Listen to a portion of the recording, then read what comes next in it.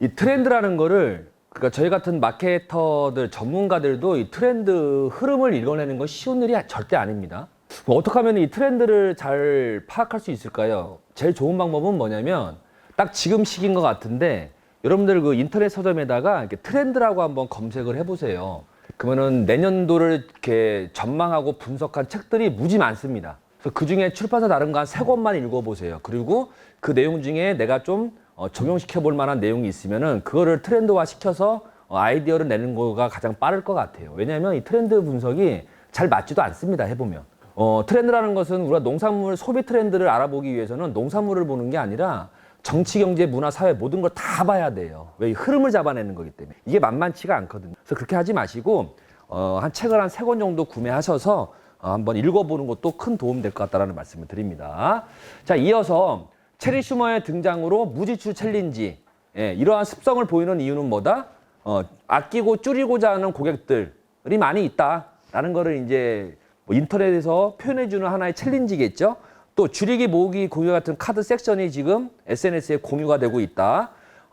MZ 세대들이 이 거지방, 그러니까 같이 줄이는 걸 모으고 서로 정보를 공유하는 방들을 만들어서 활동을 많이 하고 있습니다. 이러한 사회적인 흐름이 나타나는 이유는 뭐다? 체리화가 증가하고 있다. 이러한 경제 위기를 조금 더 잘 타파해 보기 위해서 이런 활동들을 많이 보이고 있다라고 이해하시면 좋고, 우리가 해야 될 일들은 이런 사람들을 만났을 때 어떻게 설명할 것이고, 이들을 만났을 때 내 농산물을 어떻게 잘 팔 건지에 대한 마케팅적인 요소가 필요하겠죠. 또 블로그에 이들한테 검색이 되려면 어떠한 키워드를 써야 되고, 이런 걸 우리가 연구를 하고 참고해서 마케팅 활동을 하는 겁니다. 제가 예를 한번 보여드릴게요. 이해가 되실 텐데요. 자, 영상 한번 볼게요. 광고입니다. 아들, 수돌고 줄었네. 바디워시 바꿨거든요. 이제 물만 스쳐도 밑배거리까지 싹. 그래서 수돌고까지 싹. 네 아빠도 쓰라 그래. 휴지, 샤츠까지 밑배거리 없이 싹. 우루스 스트러시. 이 광고 많이 보셨죠? 이 바디워시 광고죠? 근데 좀 광고가 예전 다른 광고랑은 좀 다르지 않아요? 원래 바디워시라면은 기능을 많이 설명하고 우리 거 좋아요 뭐 이렇게 하는 게 맞지 않겠습니까? 우리 바디워시 우르오스로 쓰면은 무슨 피지가 잘 많이 씻겨 나가고 뭐 피부가 좋아지고 그러니까 우리 거 쓰세요 하고 광고 끝내는 게 맞죠. 근데 광고의 대부분을 무슨 얘기를 합니까 지금? 어떤 얘기하고 있죠? 수도 요금을 줄인다 이런 얘기를 하지요. 그럼 왜 광고 컨셉을 이렇게 만들었을까요? 자, 아까 말씀드린 대로 마케팅을 효과적으로 성과를 내기 위해서는 결국은 트렌드를 분석해서 관심과 욕구를 우리가 미리 알아내야 되겠죠. 지금 고객님들의 관심이 어딥니까? 우리 올여름에 에어컨 전기세 걱정 많이 했고, 또 작년 겨울에는 가스비 걱정 많이 했고, 지금 공공요금이 많이 오르고 있잖아요. 그러니까 여기에 대한 관심이 많죠. 어떻게 하면 수도요금, 전기요금, 가스비를 어떻게 하면 줄일까라는 고객이 많다라는 것을 예측을 하고, 이러한 사람들의 관심을 끌기 위해서 광고 컨셉을 이렇게 만듭니다. 이해되세요? 그렇죠? 또 볼까요? 대성보일러 S라인 콘덴싱. 온통 무슨 얘기하죠 지금? 가스비 절감한다는 얘기하죠. 원래대로 하면은 귀뚜라미 보일러보다 이런 게 좋아요 라는 기능 설명하는 게 맞단 말이죠. 근데 모든 광고에서 가스비 얘기만 합니다. 똑같은 맥락이죠. 지금 가스비 특히 이제 겨울 다가오고 있잖아요. 그러면은 겨울에 이제 가스를 많이 써야 되는데 지금 주머니 사정이 안 좋으니까 어떻게 하면은 가스비 줄일까라는 관심도가 높겠죠. 사람들한테. 그런 사람들한테 미리 예측을 하고 광고 컨셉을 이렇게 만드는 겁니다. 여기에서 재미난 거 하나가 있어요. 혹시 좀 눈에 띄는 문구 있습니까? 눈에 띄는 문구. 친환경. 또 이거 보세요. 가스비 최대 28.4% 절감 그러죠. 좀 이거 재밌지 않습니까? 29%도 아니고 28%도 아니고 30%도 아니고 28.4% 절감한답니다. 왜 28.4가 등장했을까요? 이게 모든 집에서 이 보일러를 쓰면은 다 정확하게 28.4%가 절감됩니까? 그렇지는 않겠죠. 근데 왜 28.4를 갖다 썼을까요? 표현을. 여러분들 29, 28, 30보다 28.4 하는 순간 어떤 느낌 드세요? 좀 뭔가 신뢰가 가지 않아요? 뭔가 전문적이고 얘네가 뭐가 달라 이런 느낌 안 듭니까? 이런 게 숫자 마케팅의 묘미입니다. 그래서 여러분들 앞으로 홍보물 만드실 때요. 특히 전단지 만들 때 글씨 많이 쓰지 마세요. 내용이 아무리 좋아도 고객이 안 읽어보면은 얘는 전단지의 효과를 못 낸 겁니다. 근데 남이 쓴 글 잘 안 읽으려고 해요, 사람들. 그렇잖아요. 그러니까 그림, 뭐 영상을 집어넣을 수는 없으니까 그림 아니면 숫자 마케팅을 많이 하시면 좋아요. 여러분들 광고지 보면은 광고할 때 숫자 많이 쓰죠. 숫자의 장점 때문에 그래요. 눈에 띈다. 오래 기억한다. 그렇죠? 이러한 숫자의 장점으로 인해 광고에서는 숫자를 많이 쓰고요. 28.4 하는 순간 뭔가 신뢰가 가는 거죠. 이런 거를 여러분 여기 이 광고에서는 노린 거겠죠. 어찌면은 28.4% 줄이고자 하는 아끼고자 하는 고객의 관심과 욕구를 끌기 위해서 이러한 광고 컨셉을 바꿔서 하고 있다. 우리가 분명히 참고할 만합니다. 제가 전국에 있는 센터를 다니면서 강의를 하잖아요. 그러면은 장목은 다르고 분명히 환경도 다르고 조건도 다를 겁니다. 근데 또 하나 공통점이 있어요. 농산물 자랑 한번 해보실까요? 하면은 똑같아요. 사과를 재배하나 전라도에 거주하나 경상도에 거주하나 딸기를 재배하나 똑같아요. 농산물 자랑 해보실까요? 맛있어요. 싸요. 달아요. 커요. 많이 드릴게요. 이런 말씀만 하세요. 이게 어떤 의미를 줄까요? 고객들한테는. 여러분들은 다르게 얘기하지만 고객이 들을 때는 쉽게 말하면 그놈이 그놈이에요. 그러니까 우리 어머니가 정답을 얘기한다니까요. 어머님 좀 비싸도 어디 저기 다른 이런 좀 사과 드셔보기에 그러면은 야 이놈아 똑같아. 그냥 싼 거 사 얼른. 왜 우리 엄마는 똑같을까요? 우리 어머니가 그래요. 평생 70평생 농산물 하면 싸요 달아요 커요. 이 얘기밖에 못 들었답니다. 그러니까 여러분들 이 내용이 잘못됐다가 아니라 고객이 볼 때는 차별화가 없잖아요. 여기가 더 싸고 저기가 더 싸고. 그렇죠? 그럼 고객이 볼 때는 똑같은 거 아닙니까? 그러니까 이렇게 다르게 표현을 같은 사과 다른 느낌을 주기 위해서 여러 가지 이렇게 마케팅의 흐름을 잡아내는 거겠죠. 또 하나. 어쩌면 지금 태어난 우리 손자는 150살까지 살 수도 있다네요. 아이고 150살이라니. 이게 라디오 광고입니다. 그래서 지금은 100세 시대를 넘어 120살을 사는 시대. 심지어 농담으로 이런 말도 하죠. 너 재수 없으면 150살 산다 이런 데입니다. 예? 자, 장수의 시대, 다른 말로 고령화 시대. 혹시 여러분들 유병장수라는 말 들어봤어요? 유병장수의 시대라고? 유병장수가 어떤 뜻이 있죠? 무병장수가 아니라 아프면서 오래 산다. 그래서 요즘에는 무병장수라는 말을 안 쓰고 유병장수라는 시대라는 표현을 써요. 이것도 하나의 큰 사회의 흐름이겠죠. 자, 건강 나이가 중요하잖아요. 생물학적 나이는 분명히 증가하겠죠. 하지만 그만큼 건강 나이가 따라가진 않다라고 합니다. 1인당 생애 주기표를 발표했는데 이거 대한민국입니다.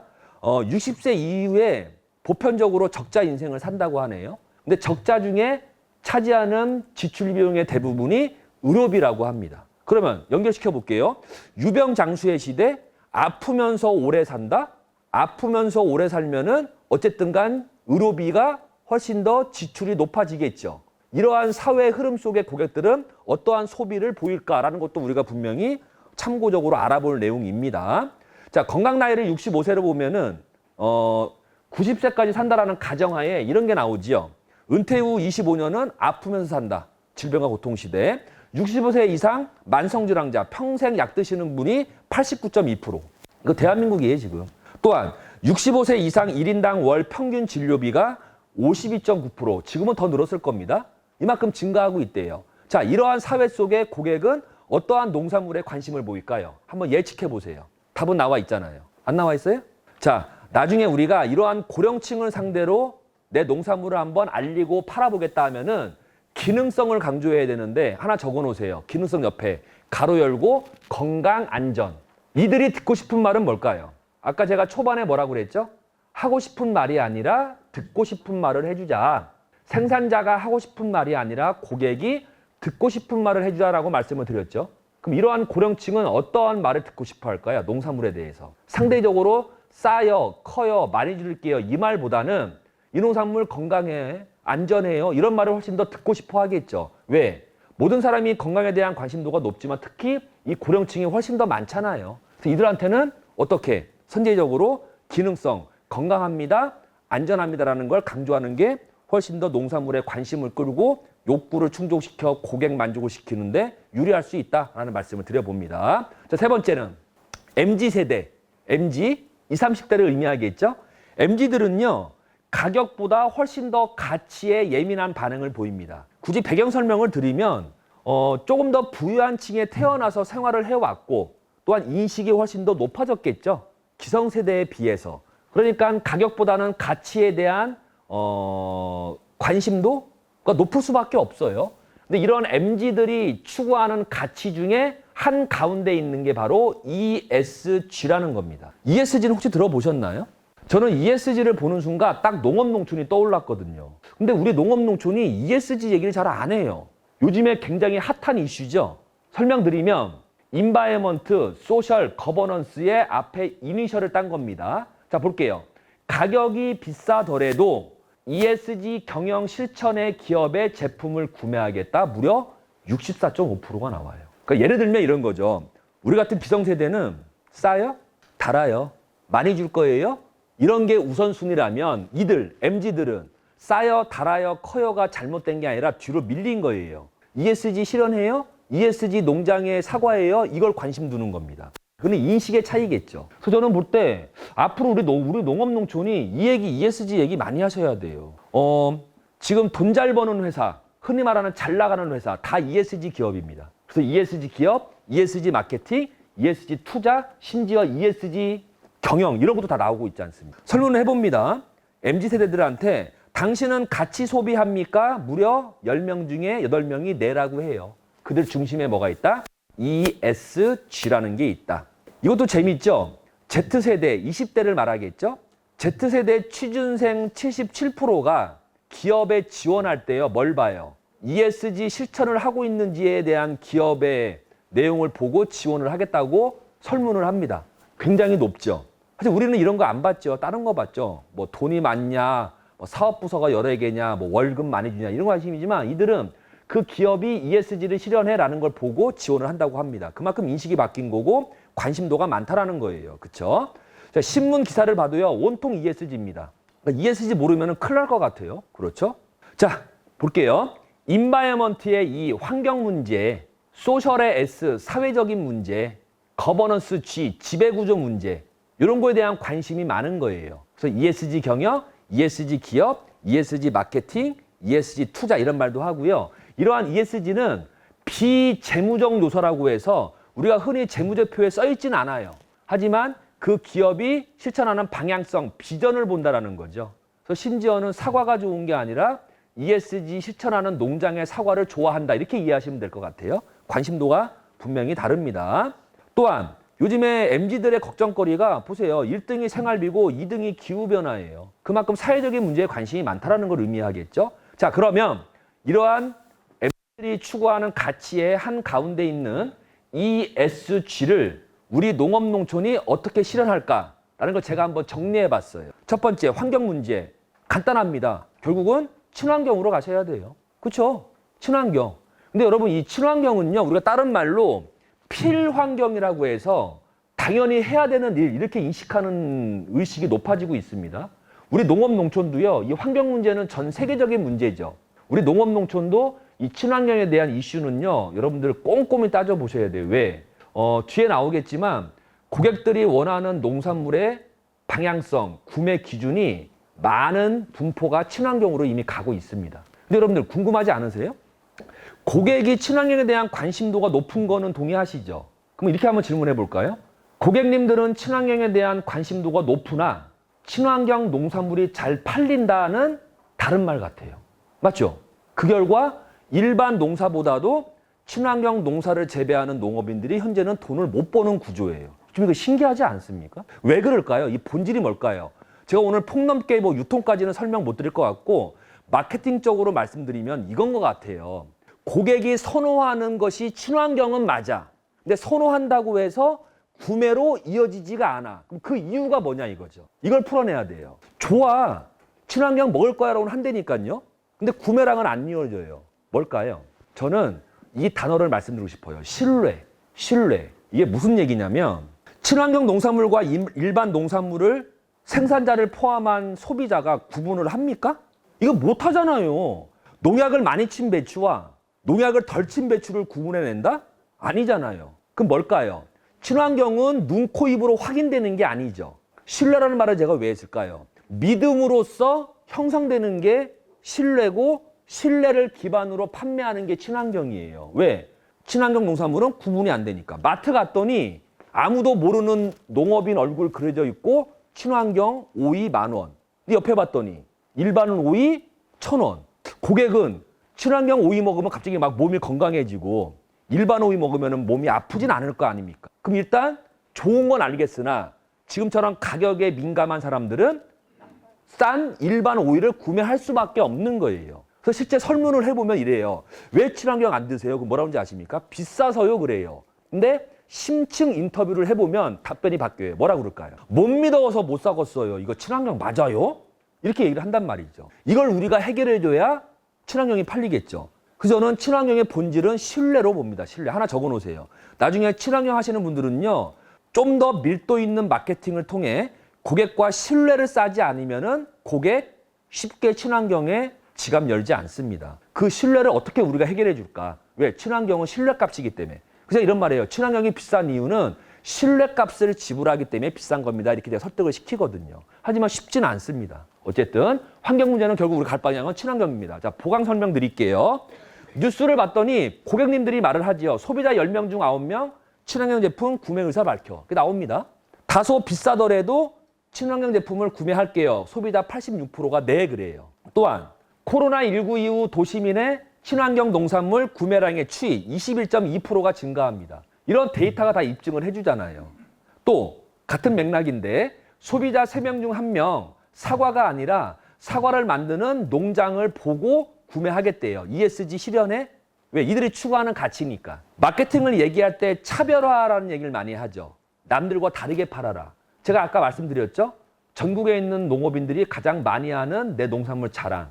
싸야 커요, 달아야 맛있어요. 이건 차별화가 안 되잖아요. ESG 같은 거 얘기 한번 해보세요. 차별화입니다. 차별화. 그리고 고객의 인식이 바뀌었기 때문에 이러한 농산물에 대한 ESG 얘기하는 홍보물, 말하는 블로그, 관심 갖는다니까요. 이게 차별화지. 우리 거 달아요, 싸요, 커요, 맛있어요는. 특히 맛있다라는 말은 여러분 굉장히 주관적인 거죠. 똑같은 사과도 배부르면 맛 없던데요, 저는. 배고프면은 맛있던데요. 이거를 우리가 맛있어라고 하지 마시고 그리고 이제 사과가 당연히 맛있는 건 당연한 시대에 살고 있는 것 같아요, 우리가. 그죠? 이러한 가치를 조금 더 설명함으로써 고부가가치 농산물의 가치를 높이자. ESG 굉장히 중요한 이슈인 것 같습니다. 두 번째, 소셜의 사회적인 책임은요. 참 제가 이것도 할 말이 많은데 혹시 여러분들 공익형 직불금 받고 계시죠? 어떤 내용인지는 아시죠? 농업의 공익적 기능을 저는 사회적 책임이라고 얘기하고 있어요. 자, 농업은요. 헌법이 보호합니다. 경제편 121조를 보면 경자유전의 원칙이 나와요. 경자유전. 농사를 지을 자가 밭을 소유해라. 근거는 식량 안보, 식량 주권, 먹거리를 뺏기면 나라를 뺏긴다. 이런 말을 왜 할까요? 그만큼 중요한 가치가 있는 거겠죠. 그 중에 하나가 공익적 가치예요. 논을 한번 이렇게 논이 필요합니까? 지금 여러분들 쌀도 식량 자급률이 100%가 안 나오는 나라에 대한민국. 제가 알기로는 92%가 나오거든요. 그렇죠? 근데 일부 지자체에서는 논을 없애고 밭으로 바꾸면 막 직불금을 준대요. 저는 옳지 않다고 봐요. 왜? 논의 가치 중에 쌀을 만드는 가치와 기능도 중요하죠. 하지만 논에는 이 가치 외에 두 가지의 공익적 기능이 있습니다. 뭐가 있을까요? 논이 왜 있어야 돼요? 첫 번째, 논은 물을 머금고 있기 때문에 생태계를 유지 보존하는 효과가 있죠. 이거는 나만의 효과가 아니라 우리 모두의 효과죠. 또 하나, 논은 그 자체로서 자연재해를 예방하는 효과가 있죠. 이거는 나의만의 기능이 아니라 우리 모두의 기능 아닙니까? 이런 걸 우리가 공익적 기능이라고 그래요. 그러니까 단순히 쌀을 안 먹는다고 해서 쌀을 없애는 것이 아니라 논을 없애는 것이 아니라 이러한 두 가지의 공익적 기능이 있기 때문에 논은 유지하는 게 맞겠죠. 왜? 우리 모두의 이익이니까. 그런 것이 바로 농업의 공익적 가치입니다. 그래서 여러분들 농산물 자랑할 때요. 내 농장을 소개할 때요. 내 농업인, 나를 소개할 때요. 공익적 기능, 공익적 가치를 많이 설명해 보세요. 달리 보입니다. 맞잖아요. 단순히 농산물을 판매하고 농산물을 만드는 걸로 끝나는 것이 아니라 내가 하는 행위, 농사 행위가 어떠한 일을 하고 있느냐, 공익적 기능을 다하고 있느냐라는 건 굉장히 중요한 가치죠. 그것이 바로 우리는 사회적 책임을 다하고 있다라고 말해도 충분합니다. 마지막으로 지배구조 개선은요. 투명성이죠. 투명성. 우리나라 농업은 예로부터 향약, 두레, 품앗이 같은 공동체 협업 정신이 있었죠. 옛날에는. 지금은 없다고 하네요. 없습니까? 실제 현장을 나가보면은 서울보다도 훨씬 더 삭막한 것 같아, 분위기가. 네, 그런 거 제가 느껴요, 저도. 어쨌든 우리 농업은 예로부터 향약, 두레, 품앗이 같은 공동체 협업 정신이 있습니다. 저는 이 세 가지를 우리가 실천할 수 있는 ESG라고 보는 거죠. 그럼 여러분들은 마케팅적으로 고객의 관심을 끌고 홍보용으로 이런 얘기를 많이 해주셔야 돼요. 그래야 내 농산물에 대한 가치가 달리 보이겠죠. 맛도 가치입니다. 그렇죠? 맛이 잘못된 건 아니잖아요. 하지만 맛이라는 가치의 무게와 건강이라는 가치의 무게는 분명히 달라요. 고객이 볼 때는 내 농산물을 어떠한 가치로 알릴 것이냐는 선택의 문제입니다. 왜? 여러분들 농산물에는 맛도 있고 분명히 건강 기능도 있기 때문에 그래요. 어떤 걸 알릴지. 자, 어쨌든 MZ세대의 가치 소비 ESG 기억하시기 바랍니다. 아시겠죠? 아시겠죠? 자, 정리 한번 해보겠습니다. 세 가지. 경제 위기 속 체리 슈머가 등장했더라. 아끼고 줄이는 것에 대한 관심도가 높더라. 이들에 대해서 내 농산물을 알리고 판매, 구매 행위를 높이기 위해서 어떠한 전략적, 사고적 판단을 해줘야 되냐. 전단지를 만들 때, 블로그에 글을 쓸 때 어떠한 내용으로 써줘야 되냐라는 걸 말씀을 드린 것 같고요. 두 번째는 100세 시대, 아니 120대 시대, 고령화, 장수의 시대, 다른 말로 유병장수의 시대, 이들은 어느 쪽, 어떠한 기능에 관심을 보일까? 제가 건강, 안전 이슈 말씀드린 것 같습니다. 마지막 세 번째는 MZ세대, 젊은 층들은 가격보다는 가치에 훨씬 더 예민하더라. 근데 그들이 중시하는 가치의 한 가운데 있는 게 ESG, Environment, Social, Governance. 우리 농업 농촌이야말로 딱 ESG와 너무나 잘 궁합이 맞겠죠. Environment, 친환경. 결국은 친환경 검토하셔라. 소비자가 찾고 있더라. 설명드렸습니다. 두 번째, 사회적인 책임. 우리 농업인, 나는 농사를 지면서 사회적인 책임을 다하고 있을까? 다하고 있다. 그게 바로 공익적 기능이다. 우리 모두의 이익. 마지막으로는 거버넌스, 지배구조는 투명성이다. 어떠한 조직을 만들 때, 조직을 운영할 때 최고는 투명성에 거버넌스에 민감하더라. 향약, 둘의 품앗이 정신, 공동체 협업. 이런 걸 많은 사람들이 현재 보고 있다는 거예요. 결국은 이런 걸 통해서 농산물의 차별화를 만들어낼 수가 있겠죠. 우리 달에는 맛있어서 라기보다는 우리 농장은 ESG를 실현해요. 이런 말이 멋있는 말이에요. 그래서 여러분들 명함 만들 때요. 명함도 여러분들, 그러니까 제가 전국을 다니면서 여러분들이 만든 판촉물을 많이 봤을 거 아닙니까? 한 명이 만든 것 같아요. 다 어디 가나 똑같습니다. 그렇죠? 명함도 보세요, 여러분들. 우리 이렇게 만들죠.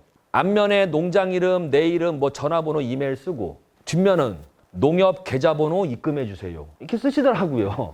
아, 이거 중요한 내용인지 알겠어, 내가. 근데 이런 말보다는 우리 땡땡땡 농장은 ESG를 실현합니다. 이런 말 쓰는 게 난 나을 것 같기도 해요. 왜? 이걸 알아듣는 데니까요. 밑에 쓰던가 ESG 우리가 하고 있는 내용도 써주시던가. 그렇죠. 그렇죠? 그러니까 명함 한 장을 만들더라도 이 명함의 가치를 이 내용에 따라서 올리고 내릴 수도 있단 말이에요. 똑같이 그냥 일편적으로 그냥 똑같이. 이게 대기업 명함이거든, 우리가 만드는 게. 왜? 대기업 명함을 그동안 봐왔잖아요. 근데 이렇게 하지 마시고 좀 우리가 추가하는 가치, 방향성 이런 걸 한번 적어보시는 것도 의미가 있다라고 말씀을